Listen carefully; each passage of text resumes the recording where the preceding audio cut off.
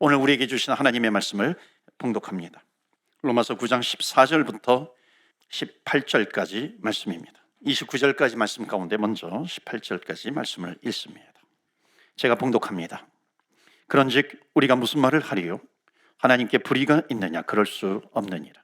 모세에게 이르시되 내가 긍휼히 여길 자를 긍휼히 여기고 불쌍히 여길 자를 불쌍히 여기리라 하셨으니 그런즉 원하는 자로 말미암음도 아니에요, 다른 박질하는 자로 말미암음도 아니에요, 오직 긍휼히 여기시나 하나님으로 말미암음이니라. 성경이 바로에게 이르시되 내가 이 일을 위하여 너를 세웠으니 곧 너로 말미암아 내 능력을 보이고 내 이름이 온 땅에 전파되게 하려 함이라 하셨으니 18절 말씀 같이 합독합니다.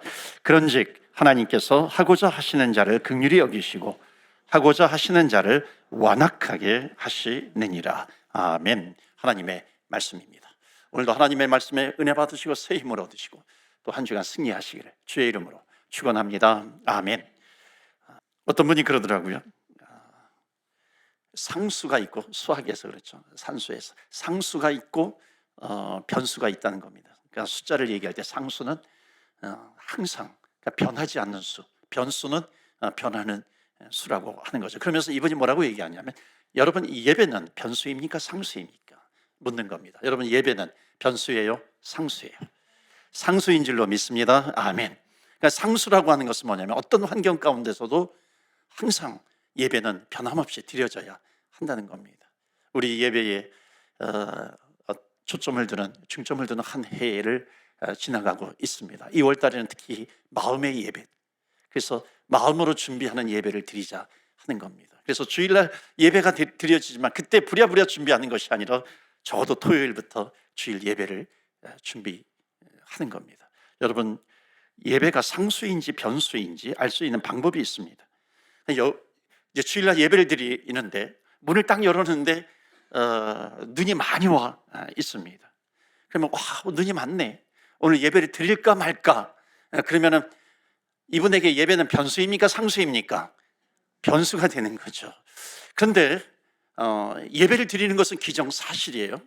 근데 예배를 드릴 때 눈이 많이 왔으니까 택시를 타고 갈까, 아니면 뭐 우버를 부를까, 아니면 걸어가야 할까. 그러니까 이분에게 예배는 변수가 아니라 상수가 되는 겁니다. 여러분 예배가 무너지면 우리 인생이 무너집니다. 그러니까 예배가 무너지면 우리 인생이 무너진다는 것은 뭐냐면 우리 인생을 모래 위에 지은 집과 같이 된다는 겁니다. 그런데 상수라고 하는 것, 어떤 환경 가운데서도 아무리 바빠도 나는 예배를 절대 포기할 수 없어, 이런 예배가 상수인 분은요, 반석 위에 세워진 인생과 같다는 겁니다. 모래 위에 세워진 인생, 바람이 불고요, 장수가 불고요, 비바람이 몰아치면은요 무너지게 됩니다. 그런데 변수예요, 상수의 변수가 아니라 아무리 폭풍이 있어요, 힘든 일이 있어요, 눈물을 흘릴 수밖에 없어요, 외로워요, 힘들어요, 그럼에도 불구하고 예배는 절대로 포기하지 않는다는 겁니다. 여러분 예배를 드리면, 예배를 상수처럼 드리면 그 인생은요 절대로 무너지지 않습니다. 왜냐하면 예배를 드리는 곳에 하나님의 임재가 있기 때문에 그래요. 하나님의 임재가 있어야 하나님께서 나를 붙들어 주시는 것이고, 하나님의 임재가 있어야 하나님의 역사가 그곳에 있는 겁니다. 그렇기 때문에 우리가 신령과 진정으로 예배를 드리는 곳에 하나님은 나에게 도움도 주시고 또 길을 열어 주시는 것이죠. 그래서 여러분 상황 때문에 예배가 무너지는 것이 아니라 어떤 상황 가운데서도 여러분 예배로 그 상황을 돌파해 나가시기를 주 예수 그리스도 이름으로 축원합니다. 아멘. 그만큼 예배는 어떤 것보다도 중요하다라고 하는 겁니다. 혹시 자녀분들하고 같이 예배를 드리시면요, 이 예배에 대한 교육을 잘 시키는 겁니다. 예배는 너가 시험이 있다 할지라도, 아무리 바빠도, 입시가 있다 할지라도 예배를 대신할 수 있는 것은 아무도 없어, 아무것도 없어. 그러잖아요. 야, 너 공부해, 예배는 내가 대신 드려줄 테니까 너는 공부해. 그런 경우가 얼마나 많이 있더라고요. 그러면은 그 마음속에 예배는 변수이구나, 뒷전으로 밀려지게 됩니다. 그러니까 그 인생은 모래 위에 지은 집과 같이 되는 겁니다. 여러분 다윗은 하나님의 마음에 합한 자예요. 왜 하나님의 마음에 합한 자냐면 광야로 다닌다 할지라도 눈물을 흘릴 수밖에 없어요. 때로는 사람들에게 오해를 당해요. 그럼에도 불구하고 포기할 수 없는 것은 뭐냐면 하나님 앞에 예배를 드리는 것입니다. 하나님께 예배를 드리기 때문에 항상 예배자로 서게 되는 겁니다. 하나님께서 그 길을 인도해 주십니다. 여러분, 상황 앞에서 예배가 무너지는 것이 아니라 예배로 승리하시는 저와 여러분 되시기를 주의 이름으로 축복합니다. 아멘. 그것이 한 주간만이 아니라 1년 계속해서 진행이 되고, 아니 평생 하나님께서 우리를 부르실 때까지 예배는 내가 목숨 걸고 지켜야지, 그 하나님께서 베풀어 주시는 은혜의 수혜자가 되시기를 바랍니다. 오늘 하나님의 무조건적인 선택에 대한 질문들이라고 하는 제목으로 말씀을 드립니다. 지난번에 로마서 말씀 가운데 하나님은 야곱과 에서 둘 중에 야곱을 선택하신 거예요. 그리고 에서를 선택하지 않았어요. 자, 이것은 하나님의 선택인데 여기에 대해서 세상 사람들은 질문을 할 수 있다는 겁니다. 그래서 오늘 여러 몇 개의 질문들이 나오는데 그것을 살펴보면 좋겠습니다. 14절 말씀 보실까요? 14절 말씀 보시면 그런즉 우리가 무슨 말을 하리요? 하나님께 불의가 있느니라. 그럴 수 없느니라. 그러니까 하나님은 왜 야곱만 선택하시고 왜 에서는 선택하지 않으셨나요? 혹시 오늘 세 가족 가운데 야곱과 에서가 누군지 모르면요, 왜 둘 중에 하나님은 이 사람만 선택하고 왜 이 사람을 선택하지 않았느냐? 이것은 하나님 불공평한 거 아니에요? 세상은 그렇게 질문할 수 있다는 겁니다. 그런데 하나님은 불공평하지 않아. 하나님은 불의가 없는 분이야. 그것을 이 사도 바울이 답변을 하고 있습니다. 그 이유에 대해서 15절에 나오죠. 모세에게 이르시되 내가 긍휼히 여길 자를 긍휼히 여기고 불쌍히 여길 자를 불쌍히 여기느니라. 야곱을 선택한 것은 내가 긍휼히 여길 자를 긍휼히 여기고 불쌍히 여길 자를 내가 불쌍히 여기기 때문에 내가 그렇게 한 거다. 이게 하나님의 선택하심이라고 하는 겁니다. 여러분, 이게 무슨 뜻이냐면 내가 무조건 선택받고 싶다고 해가지고 선택받는 것이 아니에요. 내가 종교 생활을 열심히 한다고 해가지고 선택되는 것도 아니라는 겁니다. 그러니까 내가 선택되는 이유는 뭐냐면은 하나님이 나를 긍휼히 여기시기 때문에 하나님께서 선택을 해 주셨다는 겁니다. 그러니까 내가 선택된 것에 대한 근거는 뭐냐면 이거예요. 중요한 건데 내가 근거가 아니라는 겁니다. 내가 아니라 하나님의 긍휼하심이에요. 뭐 불공평하지 않아 질문할 수 있겠죠. 그런데 왜냐하면 내 관점에서 보기 때문에 그렇습니다. 그러니까 나의 관점에서 보면 하나님의 무조건적인 그런 선택에 대해서 불만을 가질 수 있어. 왜냐하면 내가 저 사람보다 나은데, 내가 저 사람보다 괜찮은데, 내가 저 사람보다 하나님 앞에 내세울 것이 있는데라고 하는 거예요. 그런데 하나님은 둘 중에 더 나은 사람을 있기 때문에, 내세울 것이 있기 때문에 선택하신 것이 아니라는 겁니다. 하나님의 무조건적인 선택이에요. 여러분 어렸을 때 그런 놀이 하시지 않았나요? 뭐 물건을 골라요. 과자를 이렇게, 저는 어렸을 때 그래, 과자 같은 거 이게 둘 중에 하나를 고를 때에 뭘 하고 싶은지 뭐 이렇게 하나만 선택을 해야 되는데, 그럴 때 어느 것을 뭐 고를까요? 맞춰 보세요. 이거다. 그리고 그것을 선택하기도 하잖아요. 여러분 마치 이런 것과 같아요. 이게 구약에서 보면은요, 성경에 제비뽑기라고 하는 단어가 나옵니다. 가끔 제비뽑기를 해요. 제비뽑기의 의미가 뭐냐면은 내가 선택받을 수 있는 것이 나에게 요만큼도 없다는 거예요. 내가 잘나서 뽑힌 것이 아니라고 하는 겁니다. 그런 의미가 제비뽑기에 담겨져 있습니다. 왜 그런지 아세요? 나는 그 자격을 가지고 있지 않아요. 그러니까 하나님의 선택하심에 대해서 우리의 눈으로 보게 되면 이건 불의한 거예요. 불공평하다는 겁니다. 왜냐하면 우리가 잊어버리고 사는 것이 있어요. 그것은 뭐냐면 하나님께서 하나님의 공의를 가지고 우리를 진단을 하시면 모든 사람이 죄를 범하였으며 하나님의 영광에 이르지 못해요. 하나님 앞에 의인은 없나니 아무도 없도다는 겁니다. 하나님께서 그 기준을 가지고 재면요, 우리 심판 아래 있는 그 사람들이 된다는 겁니다. 그런데 하나님의 긍휼하심 때문에 하나님 그 가운데서 우리를 건져주시는 거예요. 그것은 뭐냐면 하나님의 긍휼하심, 하나님의 불쌍히 여기심이 있습니다. 그렇기 때문에 둘 중에 한 명을 선택하는데 키가 커서 선택하는 거 아니에요. 어떤 잘난 것이 있기 때문에 잘 보여서 그런 것이 아니라는 겁니다. 그 선택하는 그 기준, 그 이유는 딱 하나예요. 그것은 뭐냐면 하나님께서 나를 긍휼히 여겨주셨기 때문에 하나님께서 나를 선택해 주셨다라고 하는 겁니다. 그렇기 때문에 구원의 선물은 내가 아멘 하고 믿음으로 받아들이면 되는 겁니다. 제가 질문 드려볼게요. 두 가지를 질문 드려야 되는데, 여러분 선택 받으셨습니까? 아멘. 선택 받으신 것에 대해서 여러분 아멘으로 고백하세요. 여기까지 가면 안 돼요. 선택받은 이유가 무엇입니까? 선택의 이유가 있어야 돼요. 그 선택의 이유가 뭘까요? 여러분 옆에 분들에게 인사해 보시겠어요? 축복해 보시겠어요? 하나님이 당신을 긍휼히 여겨주셨기 때문입니다. 하나님이 당신을 긍휼히 여겨주셨어요. 한번 인사해 보세요. 하나님이 당신을 긍휼히 여겨주셨어요. 하나님이 당신을 사랑하셨어요. 여러분, 그래서 우리가 절대로 잊지 말아야 될 것이 있어요. 하나님의 선택은 이 아이가 낳았다고 해서 불공평하게 선택하신 것이 아니라는 겁니다. 딱 한 가지, 하나님의 긍휼하심에서 온 것이에요.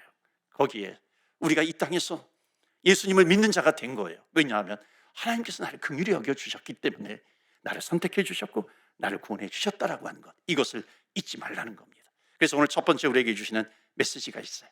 다 같이 읽을까요? 시작. 하나님은 사랑과 긍휼로 선택하셨다는 겁니다. 내가 잘나서 선택한 것이 아니에요.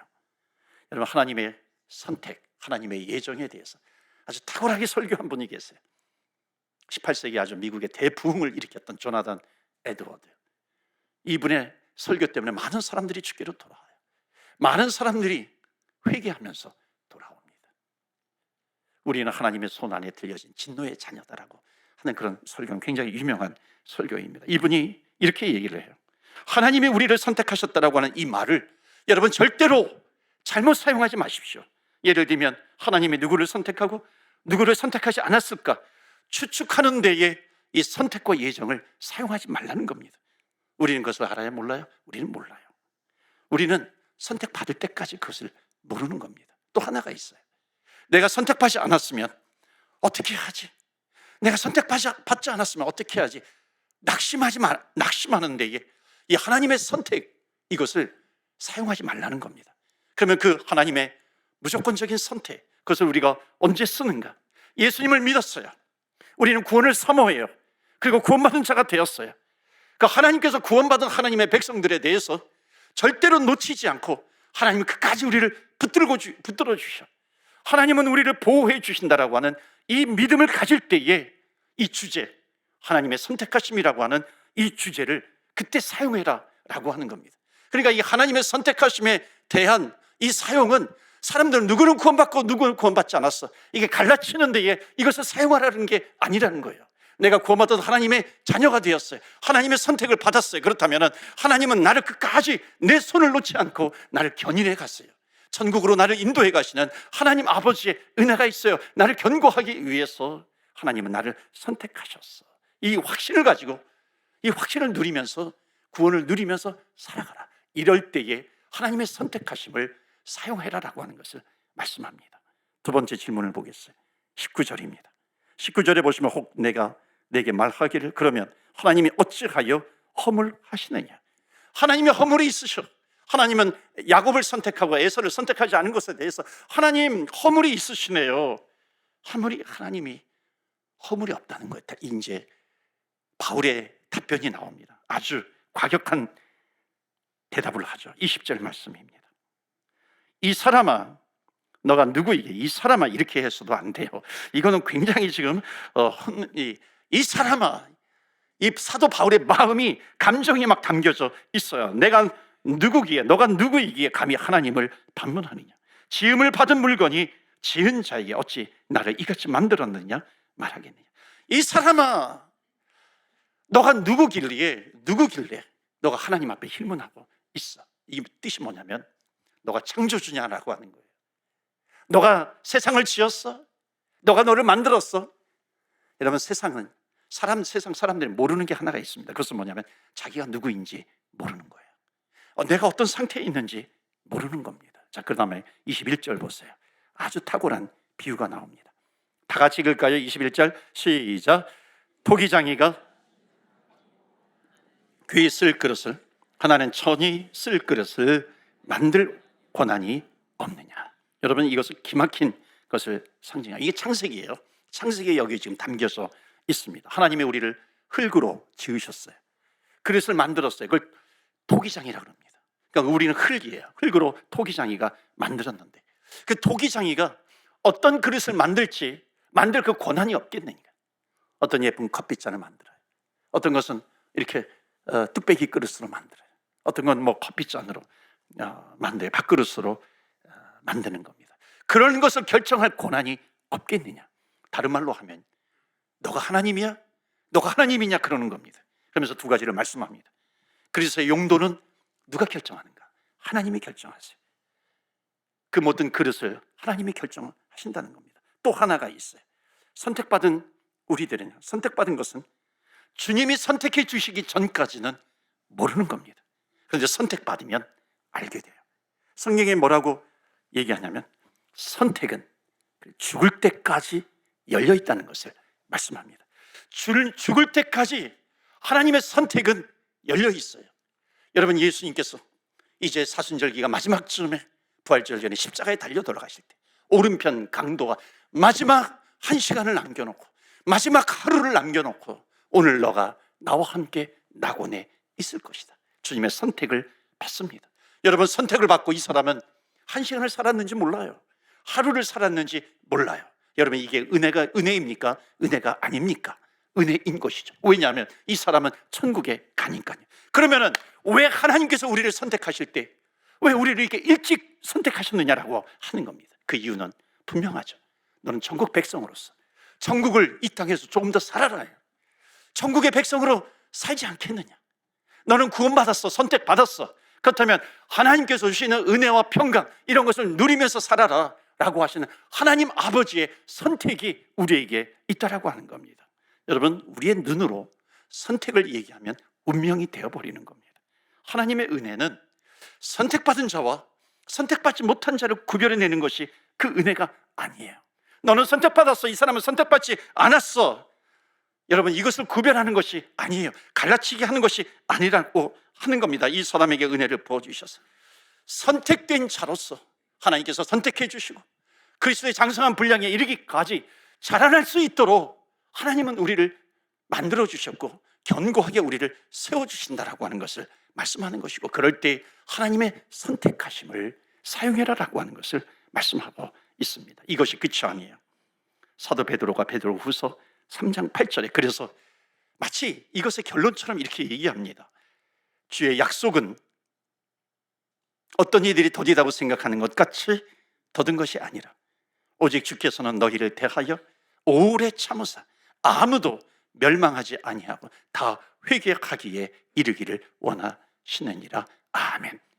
하나님의 선택하심은 어디에서 나온 거냐면 긍휼하심, 사랑에서 나왔기 때문에 하나님의 선택하심은 하나님께서 다 선택하고 싶은 겁니다. 하나님의 선택하심은 사랑에서 출발했기 때문에 정말 아무도 멸망하지 않고 한 사람까지 다 회개하고 돌아오기를 원하시는 것이 바로 하나님의 마음입니다. 여러분, 하나님은 모두가 선택되기를 원하세요. 그래서 하나님의 긍휼하심에 반응하는 사람을 뭐라고 얘기하냐면 믿는 자에게 하나님의 긍휼하심이 임한다라고 하는 것을 말씀합니다. 여러분, 긍휼하심을 받았어요. 그리고 내가 선택했어요. 선택받았어요. 내가 내세울 것이 하나도 없어요. 내가 하나님 앞에 잘난 것이 없는데 하나님께서 하나님의 은혜로 하나님의 긍휼하심으로 나를 선택해 주셨습니다. 그 사람이 고백할 것은 무엇이겠어요? 감사 아니겠습니다. 나를 하나님 선택해 주셔서 감사합니다. 그래서 또 하나가 뭐냐면 선택받은 자는 이제 하나님께서 우리에게 사명을 주시는 겁니다. 너는 무조건적으로 하나님의 선택을 받았기 때문에 그 하나님의 선택, 하나님의 그 사랑, 무조건적인 사랑이죠. 그 사랑을 너희들도 가서 실천해라. 이게 사명이죠. 그렇기 때문에 하나님의 무조건적인 선택을 받은 사람은요, 하나님 앞에 감사할 뿐만 아니라 이해 못하는 사람이 없어요. 정말 때로는 나의 긍휼이 필요한 사람이 있어요. 그 사람에게 나의 긍휼을 베풉니다. 나의 사랑을 베푸는 거예요.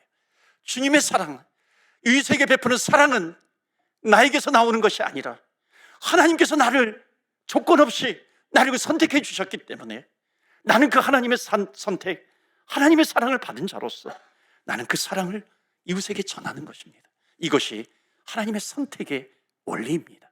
사랑하는 성도 여러분, 저와 여러분은 선택 받으셨습니까? 아멘이세요.